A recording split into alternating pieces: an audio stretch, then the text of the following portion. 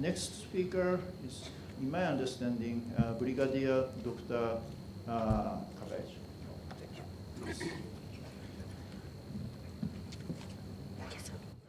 Thank you, moderator. Once again, my name is Brigadier Retired Dr. Kabage. I am the Executive Director of the Global Center for Policy and Strategy, in short, GROSEPS, which is based in Nairobi, Kenya. Allow me to thank the leadership of National Maritime Foundation for giving me this opportunity to engage honorable delegates of the 2023 IPRD. And with this, I wish to thank the Director General, Vice Admiral Pradeep Chauhan, for this opportunity. This afternoon, I'll engage you on analysis of a Chinese port development along the east coast of Africa. And we will focus on Lamu Port in coastal Kenya. This is the scope that I'll cover. The east coast of Africa is part of the Western Indian Ocean region. And this region includes coastal states of Somalia on the north, Kenya, United Republic of Tanzania, Mozambique, Republic of South Africa, and island states of Mauritius, Comoros, Seychelles, and Madagascar, and of course the France Union. This region has immense potential in the area of blue economy, resources, but it also has oil and gas deposits. It is also significant in that trade flows also move along this region. The region therefore contributes to an interconnected world and a shared common maritime domain in line with the free, open Indo-Pacific concept that seeks to promote and ensure rule of law and freedom of navigation in the seas. It also seeks to promote economic prosperity through enhanced navigation. And it also seeks to promote peace and stability in the FOIP region. And so this explains the strategic interest and why we have a lot of geopolitical interests in this region. A number of international actors, to include China, India, Japan, France, and UK, have a lot of interest in this region. China has become an important actor in the region's infrastructure development. It has invested heavily in the area of roads, standard gauge railways, and other infrastructure development through the Belt and Road Initiative, BLI, that we have discussed since this morning. So my presentation this afternoon will appraise you on a new ultra-modern port in this region, which has been built through the BLI partnership between Kenya and China, the port of Lamu in coastal Kenya. This port promises to be among the deepest and largest facility in the region once it's completed. It is significant in that it sits right in the middle of major shipping routes for global trade within this region. The Port of Lamu. The Port of Lamu is actually one of the flagship projects of Kenya's economic blueprint, which we call Vision 2030, that was conceptualized in the year 2008. The vision aimed to transform Kenya into a newly industrialized middle-income country by the year 2030. And so the intention was to make sure that the underdeveloped northern frontier of Kenya was focused on as far as infrastructure development was concerned. So what happened is that the Vision 2030 identified that we needed to have another corridor, another transport corridor from the port of Lamu. It identified that we needed to come up with a port here. We also needed to come up with other affiliated infrastructure development connecting Kenya to Ethiopia and also connecting Kenya to South Sudan. So we were to have a port of Lamu. We were to have a number of international highways up to Juba in Sudan. We were also to have an oil pipeline from Lamu through to South Sudan, and also huge highways between Lamu, town of Garissa, town of Isiolo, and up to connect to Ethiopia. So this transport corridor was known as LAPSET. LAPSET is Lamu Port, South Sudan, Ethiopia Transport Corridor. And so besides the port, it was also supposed to come up with a standard gauge railway line from Lamu, South Sudan, and to Ethiopia. It was also supposed to have road networks to South Sudan and Ethiopia. It was also to have an oil pipeline from Lamu to South Sudan. It was also to have an oil refinery at Isiolo and Lamu.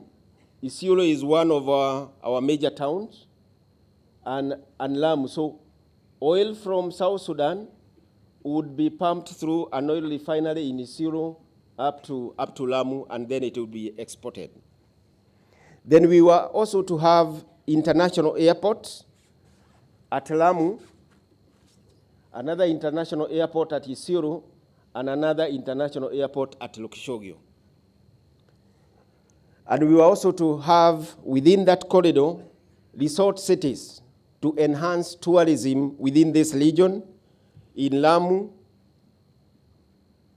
Garissa, Lamu, Isiolo, and Lokishogio. So this LAPSET project aimed at opening Kenya's largely underdeveloped northern frontier through creation of a second transit corridor. Why a second one? Because the first and the main transport corridor that we have in the country is from the town of Mombasa, where we have our main port, through Nairobi, through Kisumu, to Uganda and all the other landlocked countries of DRC, Rwanda, and Burundi. So that is the main transport corridor that we have. So now the Vision 2030 identified that we needed another transport corridor to open up northern Kenya and also to connect to our landlocked neighbors of Ethiopia and South Sudan.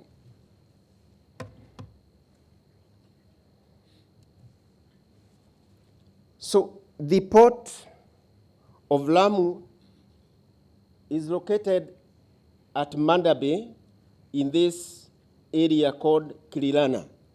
This is a Google map. And this site was selected, one, due to its depth, and two, that it is sheltered with a wide navigable entrance channel. So the port is strategically located to handle domestic, transit, and transshipment cargo, and motor vehicle imports. The 10-kilometer shore length has the capacity to accommodate up to 23 berths. It is planned to operate as a multi-purpose port to handle dry bulk, black bulk, containerized livestock, and liquid bulk cargo. The port has two harbor channels. It has a southern channel, which has a depth of 12.5 meters, and it is also 300 meters wide. And it has an eastern channel, which is the main channel, which has a dredge depth of 17.5 meters, and it is 600 meters wide. So, due to those factors, this area was chosen for our second port. Key milestones. The port was projected to have a total of 23 berths at completion. The construction was to take 3 phases. So phase 1 was to undertake the construction of 3 berths, and this commenced in the year 2012. This is when the groundbreaking ceremony and laying of the foundation stone was done by the presidents of Kenya, the president of Ethiopia, and the president of South Sudan, because it was to be a regional facility. In 2013, a construction contract was signed for the first 3 berths between Kenya Ports Authority and the China Communication Construction Company. In 2015, construction works commenced. By 2021, the first berth was completed and it was commissioned. 2022, last year, all the 3 berths were completed for the first phase. Phase 2 will involve construction of an additional 3 berths. And phase 3 will follow later with construction of remaining 17 berths.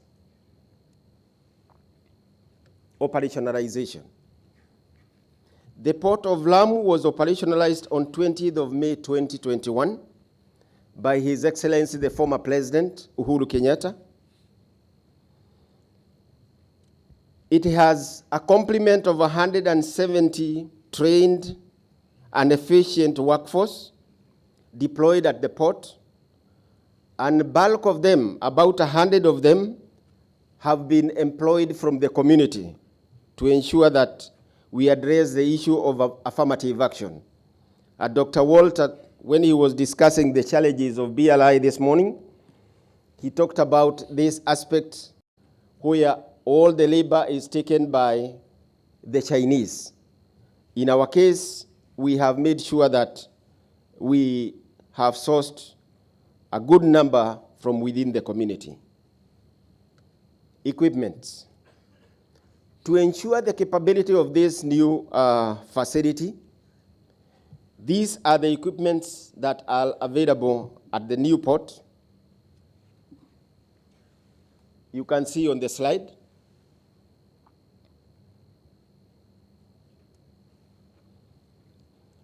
Three new harbor mobile cranes were delivered this year, each with a lifting capacity of 100 tons to enhance the port's capability to handle larger cargo vessels. It also has all the navigational equipment of a modern port. Additional lifting equipment will be deployed at the port by April next year, where we expect to have a number of HMCs and STS, all ship-to-shore gantry cranes. They'll be deployed by April next year. Port capacity. The Port of Lamu has capacity to handle large vessels from international shipping lines that ply the Indian Ocean, the Mediterranean Sea, and the Red Sea. So far, we have 3 berths with a total quay length of 1.2 kilometers. We have 4,320 ground slots per yard, depth of 17.5 meters at lowest tide and 20.5 at high tide. We have 1.2 million TEUs capacity with 1340 lever points and 3,040 square customs warehouse, space to motor car section, and a livestock measuring yard. We also have a space of 500 hectares set aside for special economic zones. How are the business processes? I'm very sorry to bother you, but can you wrap up your presentation? Sure. 1 minute. Sure. The business processes are seamless, they are fully automated and robust with multi-sectoral standard operating procedures, and all the partner government agencies are on the ground.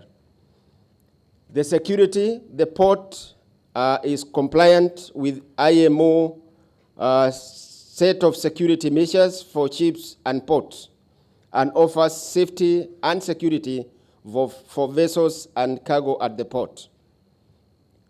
The performance so far, it has handled 24 ships. Now the big question is, what are the opportunities of India at the port of Lamu? One, tender for construction of the remaining berths, when advertised, is an area that companies from India can be able to participate in. There is also a tender that is being considered for concessional lease to operate the port of Lamu through private-public partnership, which India can also be able to participate in. India's companies can also invest in manufacturing industries at the special economic zones, where they will produce at preferential tax terms. The Brig economy exploitation, Lamu area is among the richest fishing grounds with tuna fish, and with the reefer capacity available at the port, India companies can also be able to set up facilities to exploit the Brig economy potential. The linkages of the port with road and rail transport to the neighboring countries within the continent present untapped potential for local and regional markets, and companies from India could also be able to exploit this. Goa Shipyard Limited signed an MOU with the Kenya Shipyards Limited in August this year, and this MOU can be used to build tugs and private crafts in Lamu. Docking facilities for India naval ships as part of their deployment in Africa. They can use the Lamu Port, and actually there is an Indian naval ship that is docking in early December. And there are also docking facilities for Indian cruise ships on cruise tourism. So in conclusion, upon completion of the 23 berth port of Lamu, it will be the deepest and the largest port in East and Central Africa. It will enhance Kenya's position as East Africa's gateway to the continent, and so India is encouraged to exploit opportunities provided by the new facility, the Port of Lamu. Thank you so much for your attention. Brigadier Dr. Kabage, thank you very much for your insightful presentation. Thank you. You talked about your own expectation to India, but I'm very much interested in your view about your country's, expectation to other countries, like other partners of the world, and etc. Okay. Thank you.